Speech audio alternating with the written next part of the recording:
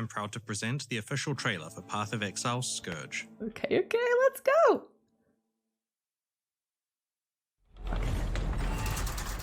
Come on. Go away. Okay. Let's go. The day the demons found our world, the innocent were first to die.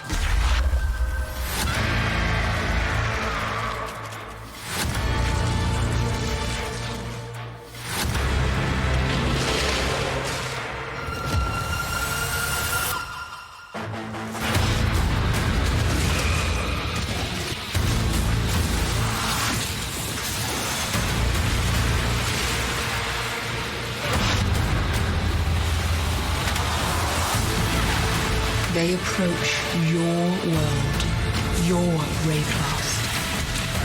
You must take the fight to them.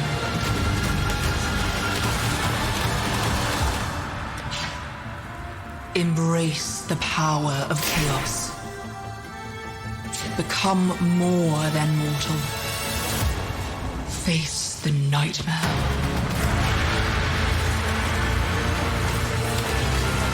Okay. Tornado! Fire tornado!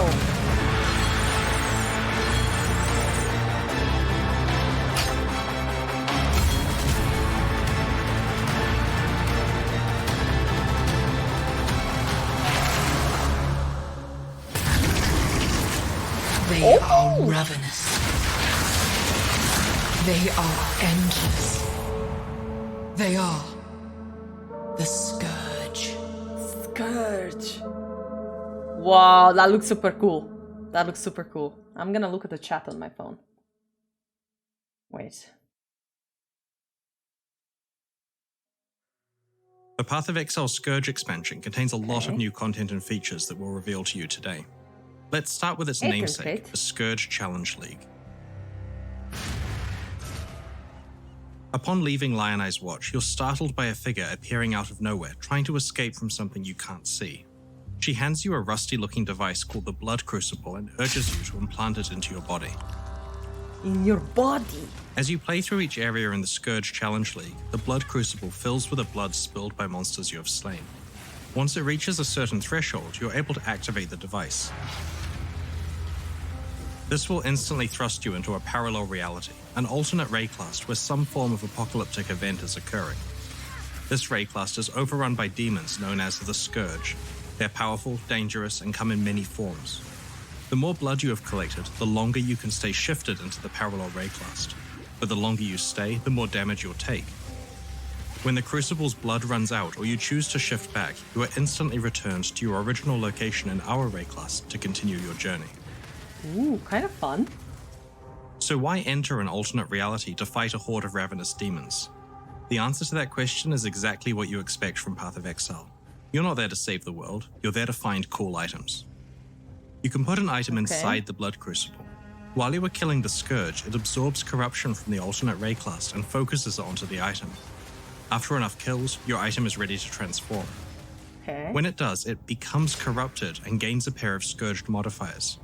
One of these is a beneficial mod and one is a detrimental mod. These Scourged mods are in addition to the regular explicit and implicit mods or enchantments on the item. There are many powerful beneficial mods available that can really improve your item. The detrimental mods can significantly raise the requirements of the item, penalize your character's stats such as resistances, or outright turn off various mechanics like the ability to deal fire damage or gain charges. Silent Hill vibes. Yeah. The goal of the transformation process is to get a beneficial mod that makes your item a lot more powerful, while also rolling a detrimental mod that doesn't hurt your build much or at all. But if you get a combination you're unhappy with, then your item is not ruined. By putting it back in the Blood Crucible and killing even more monsters in the alternate Raycast, you can transform it a second time, potentially getting a better pair of mods that overwrite the first. Equipment can be transformed up to 3 times, and each time it guarantees a minimum tier of beneficial and detrimental mods equal to the number of times it has been transformed. By the 3rd tier, you can start to get some very powerful effects. Ooh, nice. The Blood Crucible works on already corrupted items, so it's possible to add Scourged mods to items that you thought couldn't be improved any further. Talking about corrupted items, you're going to need a way to modify their sockets.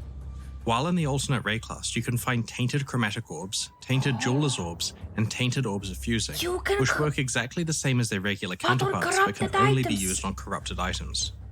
Tainted orbs provide a significantly easier and cheaper way of modifying the sockets on your corrupted items than the crafting bench does. It's a tampon. While it's obvious that scourged items can be among Path of Exile's most powerful endgame equipment, it's worth considering the huge impact that good Scourge modifiers can have on your run through the campaign. In our testing, we often manage to Scourge items that are far more powerful than living. Yeah, you just go jam it As in you there. slay the Scourge and other monsters while shifted, the Blood Crucible gains experience and can level up. You can allocate its skill points in its own passive skill screen, which allows it to specialize in many aspects such as unlocking additional item slots, faster item transformation, better transformation outcomes, the ability to transform unique items, and so on. It's possible to eventually allocate every single one of the Blood Crucible skills, but it requires a lot of demon slaying. That's fine, I'm up for that. That sounds fun. Look how cool Scourge's this is. endgame is one where you control the level of risk and reward. No, or as we like to say in the business, though. it has so a lot good, of though. player agency. Once you're exploring the Atlas of Worlds, you may gain the ability to place maps in the Blood Crucible alongside your equipment. When a map absorbs enough corruption and transforms, it gains a beneficial and detrimental effect in the same way that a piece of equipment does, but can also gain a modifier that changes the behavior of Scourge League in that map entirely. After all, when you combine two types of alternate realities together, the results are bound to be unpredictable. What? Wait, what? I didn't follow Maps that. can be transformed up to 10 times, increasing their risk and reward substantially each time. When a map is transformed a second or subsequent time, there's a chance that the new beneficial or detrimental modifiers stack alongside the existing ones, enhancing their power, or a chance that new modifiers are added. Be careful not to transform your maps too many times, of course, as they may become too dangerous to complete. You bet your sorry ass there's gonna be a challenge that makes you do that. Path of Exile Scourge introduces 6 new unique items, of which Nor is 3 the have been Scourge added to the universe core you're drop pool, and popping 3 can be into. found in specific It's a lie. aspirational content that we'll reveal later in the livestream. Ul Natol's Vow is an amulet that effectively enables you to turn any 6-linked body armor into a 7-link. Support gems you socket into this amulet apply to skills in your body armor. While specific mods on items have allowed players to create 7-link skills in the past, this amulet lets you choose whatever support gem you want, including corrupted or awakened ones. It's only possible to Okay. find this unique item in specific content that we'll reveal later in the livestream. Okay, so Uber stuff. The new Mageblood belt is one of the most powerful unique items to ever exist in Path of Exile. It permanently enables a number of your utility flasks, providing their benefits constantly with no work required on your part. This belt means that regardless of what your build is, you'll sustain your utility flasks during 100% of gameplay, even long boss fights. Mageblood is in the core drop pool and is exceptionally rare. What? Early next year, we will release a huge overhaul of Path of Exile's Atlas of Worlds endgame in the 3.17 expansion. That is pretty OP. In the meantime, though, our October Scourge expansion introduces a bunch of changes that speed up how quickly you can set up and progress through your Atlas. We're also introducing more types of ultra-challenging endgame content for top players who want to put their best characters to the test. I think it's non-rare flasks. In order to substantially Non-unique, shorten sorry. the length of the Atlas Non-unique grid, flasks. we've reduced the number of regions from 8 to 4. This implicitly reduces the number of watchstones required from 32 to 16. We have also reduced the number of maps on the Atlas, so it's now approximately 100 plus the unique maps. We've rebalanced the bonuses for completing content so that by the time your Atlas is fully unlocked, you'll receive a Oh my slightly God, I higher can't level wait. of benefit than you did before. This is so awesome. Because the number of regions has been halved, so have the number of Atlas passive trees. There are now 4 plus the Uncharted Realms. We've made each tree slightly larger and removed some less frequently used or duplicated skills. You'll still be awarded the same number of Atlas passive skill points as before. With these changes, each map you play constitutes far more progress than it previously did. About half as much work is now required to reach Path of Exile's ultimate endgame. We've made some other changes to streamline the endgame also. For example, now when you unveil a modifier, all tiers of that modifier are immediately unlocked at the crafting bench. This applies to every veiled modifier, including the very rare ones. Okay, what? Many of Path of Exile's past leagues have an endgame component that is designed to challenge the best players with the best builds. Over time, more and more of Path of Exile's experienced players have managed to defeat the game's hardest content. Our most difficult endgame content doesn't pose as much of a challenge as it once did.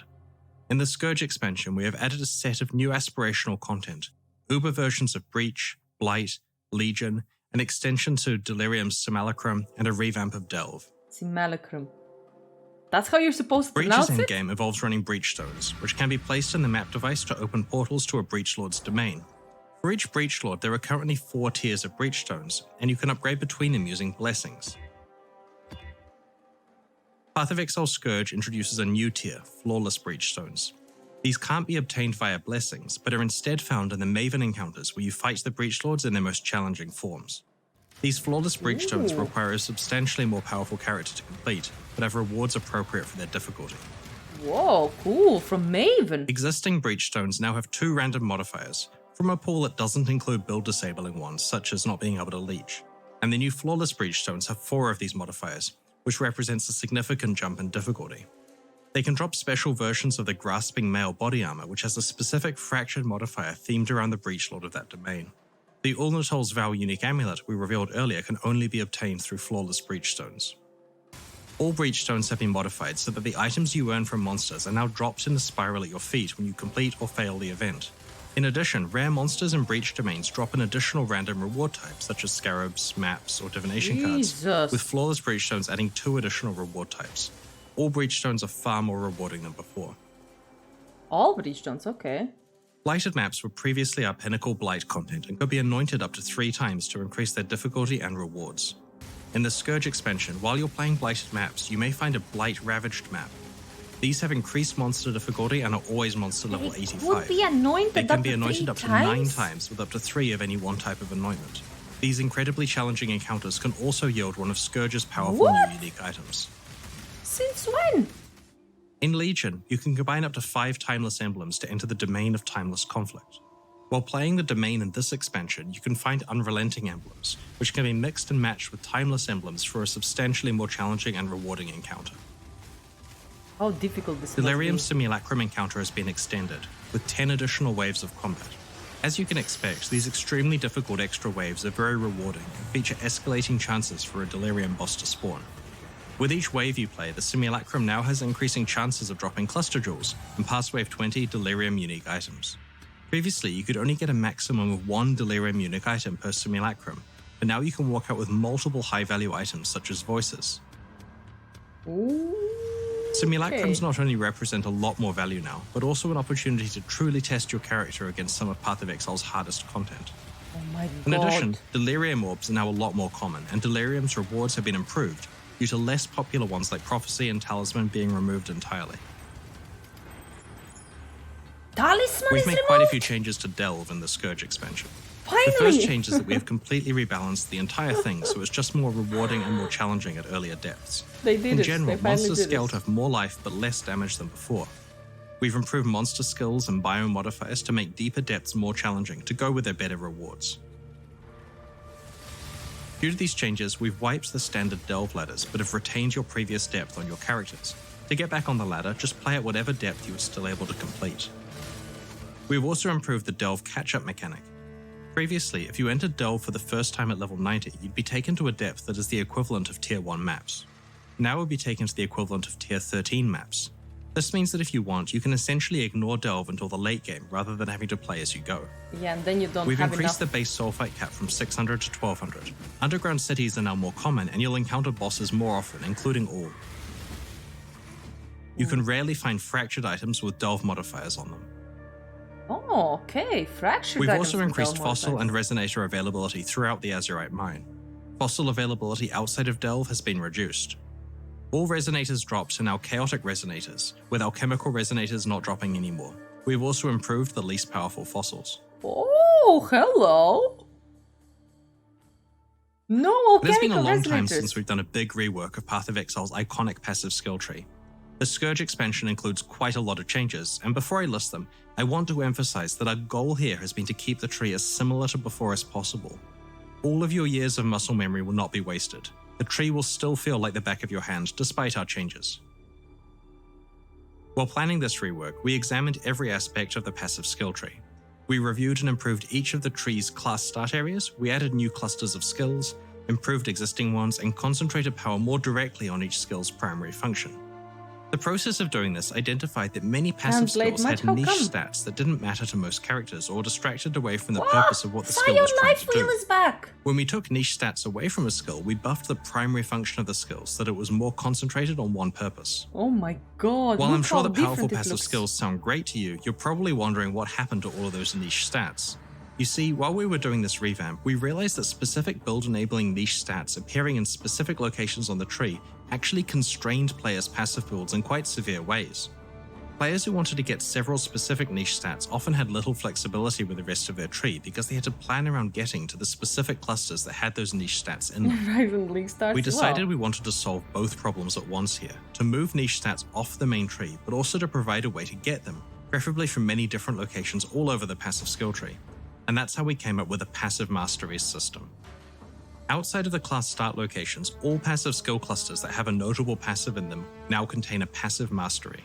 When you Okay. allocate the first notable passive in each cluster, a mastery becomes available to allocate in that cluster. When you spend a passive skill point on the mastery, you can choose a specific stat to gain. This list is shared with all the clusters on the tree that have the same theme, so you can travel to any of them to get the stat you want. As you allocate a mastery stat, it's crossed off the list for that theme. Oh! Oh, this This is mastery system has essentially let interesting! us add hundreds of powerful new notable passives that you can access from all over the tree. Holy In shit! addition to the stats that we moved into masteries when consolidating power on the rest of the tree, we got to come up with a bunch of new interesting niche stuff to enable even more builds. We've also rebalanced a few keystone passives, changed the locations of some, and added 6 new keystones to the tree. Okay, this is pretty insane. Overall, Path of Exile's passive skill tree is now a lot more powerful, with concentrated power coming from core passives, and a selection of build-enabling niche stats available This on is masteries so for you to pick huge! between. This is so cool! Actually, so cool! Actually, Path of so Exile cool. Scourge introduces a whole variety of new skill gems with many different Okay, let's see purposes. what I'm gonna start Some with of them now. are new concepts unlike anything we have done before. Okay. These ones are designed to immediately create entirely new builds that have a lot of potential. Flask. There's also a utility skill that will help characters stay alive, a variation on an existing skill gem, and 6 new gems designed for party play. Let's go through the new She skills. said, yeah. Energy Blade is a new skill that transforms your melee weapons into, well, energy blades. A large portion of your energy shield is converted into the lightning damage that these blades deal. This opens up an entirely new melee energy shield archetype, where you want to stack as much energy shield as possible to get the most powerful blades you can. Conveniently, the defenses rework in this expansion is very compatible with this plan. Temporal Rift is a new utility skill that allows you to rewind your character's state by 4 seconds. After activating the skill, it starts storing your position, life, mana, and energy shield values every quarter second. When you use the skill again, you will reround back to 4 seconds ago. Excuse me? The build shown here uses the Forbidden Right skill introduced in the last expansion. This skill does a lot of damage, but also That's hurts the caster when mental. used. Temporal Rift allows this player to snapshot their full life orb, cast Forbidden Right a lot, and then revert back to full life to keep casting. Not only is Temporal Rift incredibly useful in hardcore mode for obvious reasons, or while exploring maps efficiently, but it also enables some interesting tricks with mana. Come to think of it, Mana, it'd be pretty life? cool in Delve as well if you don't mess up the timing. Temporal Rift so also cool. prevents temporal chains from affecting you while it is in use. What?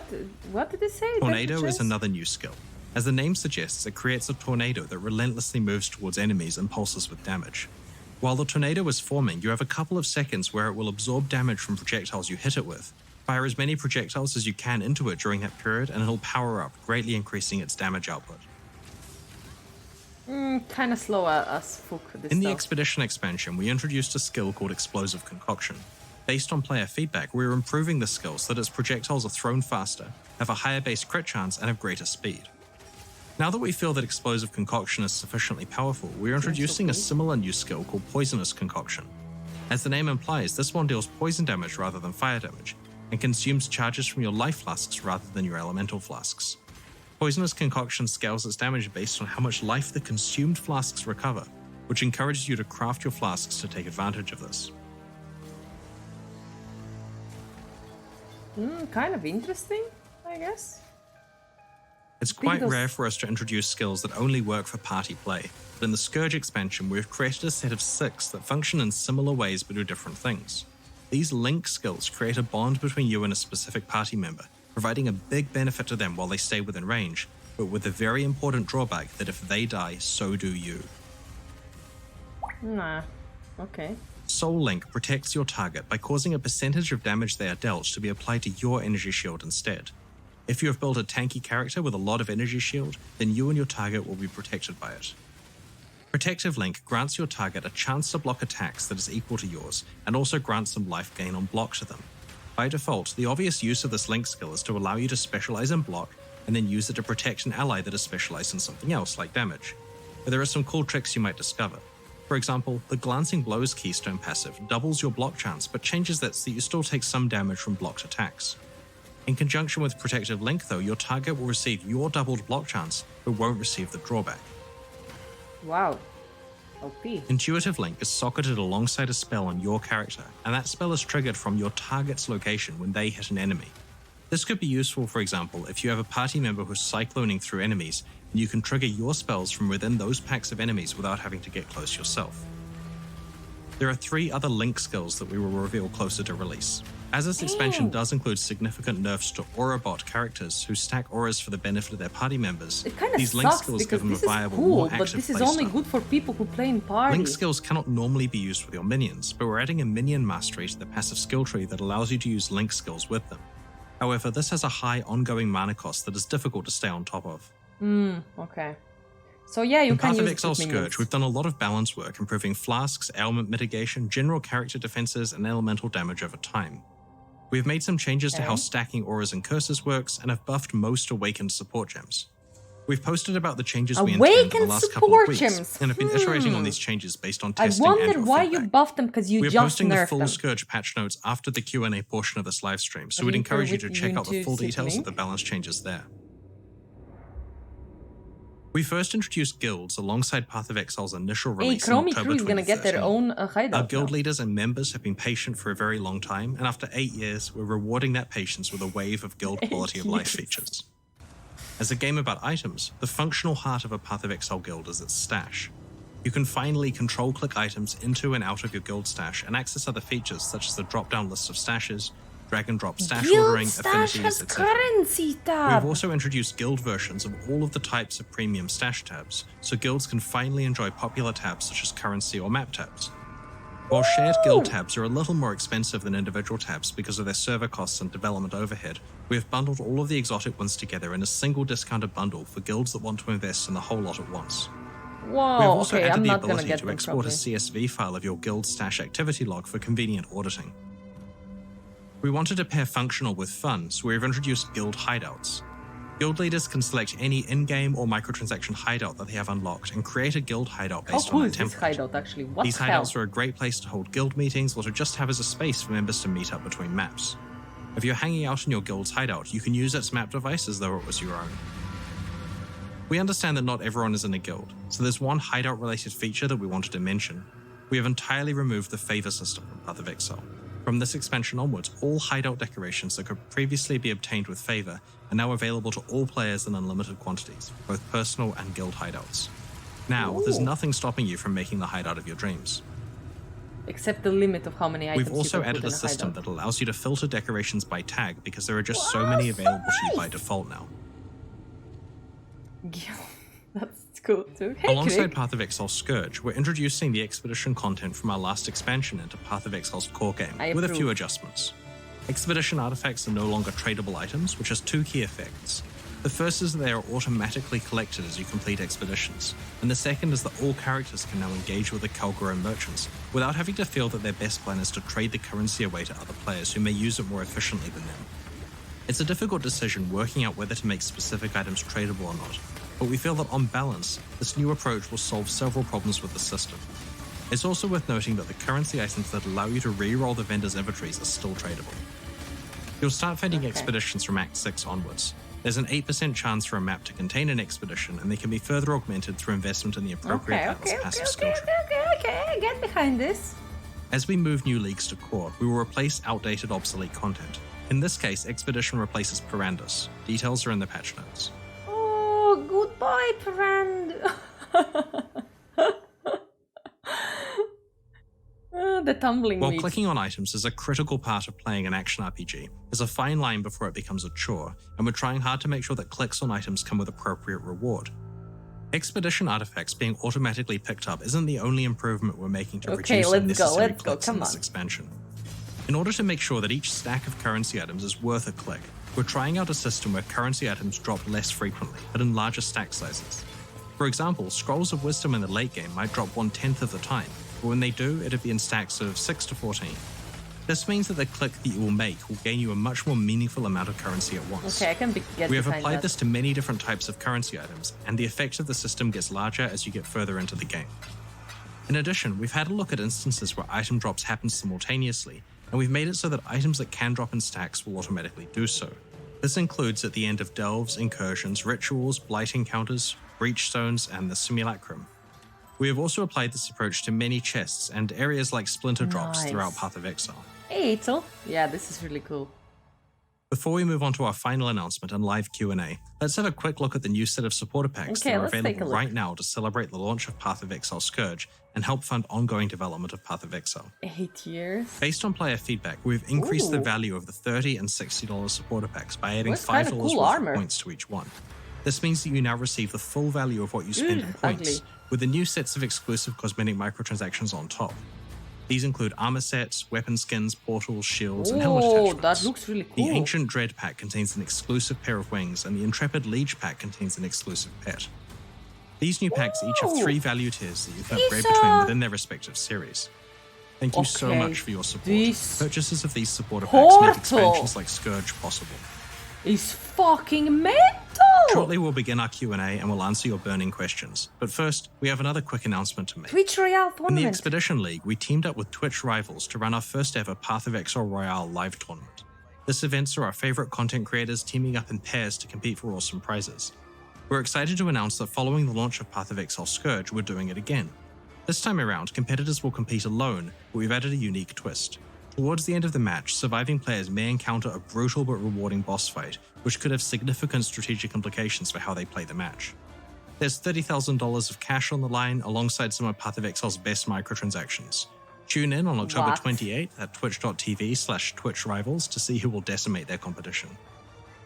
Whoa. If only I wasn't That so concludes shit the at reveal this. portion of this livestream. That seems Keep so an eye on our cool. news next week as we reveal more details about the Scourge expansion. In the meantime, these reveals are already live on YouTube for you to link to your friends in case they missed the livestream. Please do so and join us as we battle the Scourge alongside you next week. I'm hyped! It's now time for the Q&A.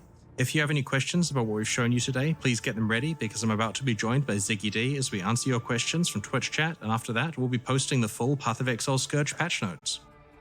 That's when you're on vacation. No, Moon, it looks really cool. It looks so cool. Okay.